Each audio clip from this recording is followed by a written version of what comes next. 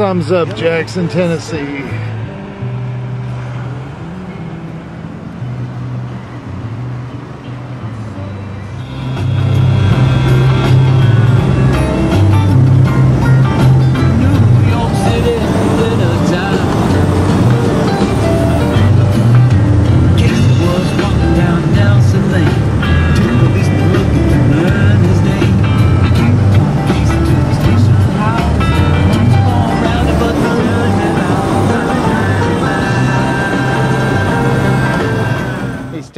What's our purpose here in Oxford, Mississippi?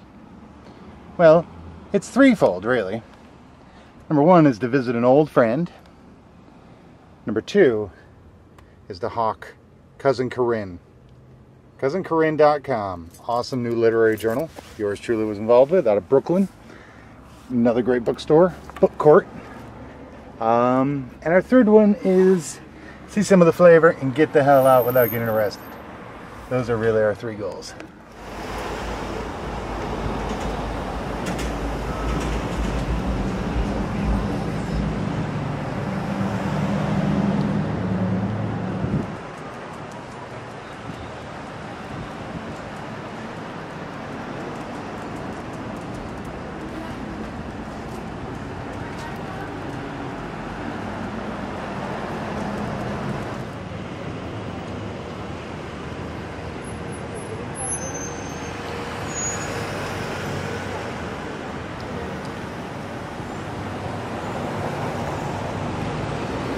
Nielsen's. We got a gem over there. Such a beautiful store. Oxford is gorgeous. Well, it's unusual. This is IOU for Mr. Faulkner. That's just great. The top thing there tells you about the store. If you need to put it in. It's more history of the town than it is the store, but it tells you the things you may want to include. This is great. I'm assuming if he did this, this isn't the only place he had a couple IOUs hanging out there, huh? He never had any money. The women in his family had not cooperated. They needed to charge things all over town. And the merchants continued. Thank you. Larry+Brown, who we lost. What is your first thing that comes to mind when you think of the man, the myth, the farmer? Well, he's a terrific person, just a top-flight human being, and a terrific writer. A person who worked really hard to learn to be the writer, the kind of writer that he became, and really just a great storyteller, great stylist. The stylist is not the right word because that sort of implies that he's fancy in some way.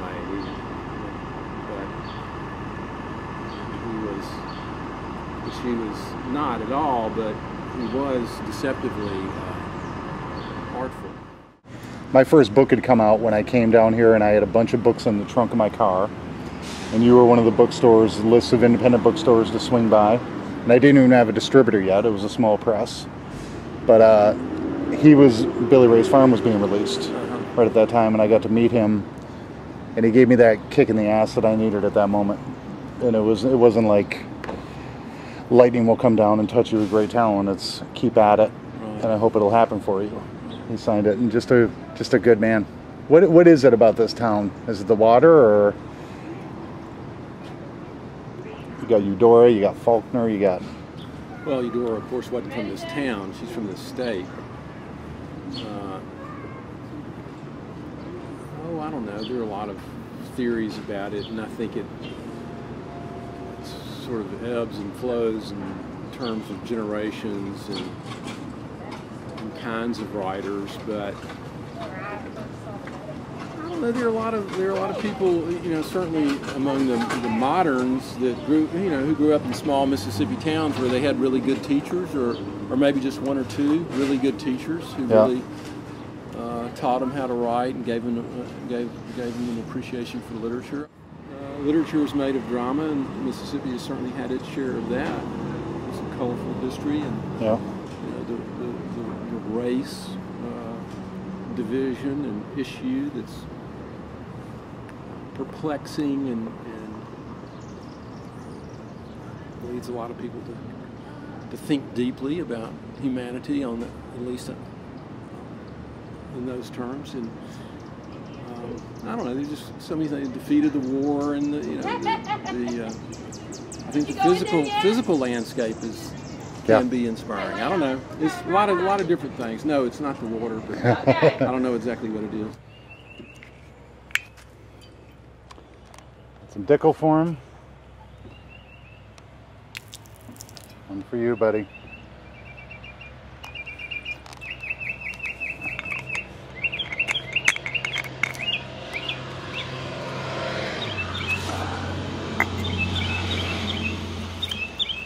Because he's so broke.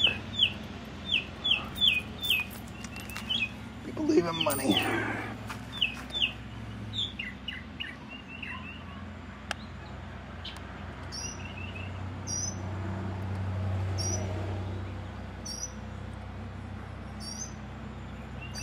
Larry is buried out on his own land, and we're not going to go bug his widow and them. I'd love to, but I hope he's at rest in peace too. Good man.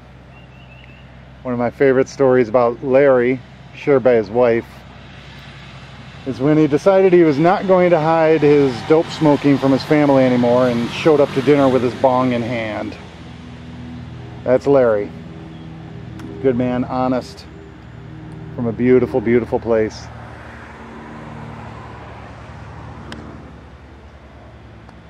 Fly away. Go with God. You damn Southern writers. Hard to compete with you. He's got a cabin, and I don't know if you know this, but He wrote a beautiful essay about building it. yeah, he built it himself, and I actually got to hang out with him a couple of times in it before it was finished. Right on. The guy, he built it all by hand or whatever, but most people don't know this, but it's the old additive, like you never stop doing the project, Right. 2 weeks after he finished it is when he had his heart attack. No. Yeah, so he got it finished, and that was the thing. It was like, we were like, damn, did he finish the cabin? Because if not, we were going to go out and finish it for him. Right. We were talking about it, because that's one of those things, do you finish it or do you leave it unfinished type thing, But they were like, no, he actually got it finished. He actually finished it 2 weeks ago. So. I didn't know that. Yeah. I didn't know that. But that's poetic. That's his life. That's how he was, man. In a business that involves staying by yourself most of the time and working uncertainly and sometimes fearfully toward an uncertain goal, the rewards can be few and far between, and the very nature of the thing you are doing can cause a man to question the sanity of it. Right on, Larry.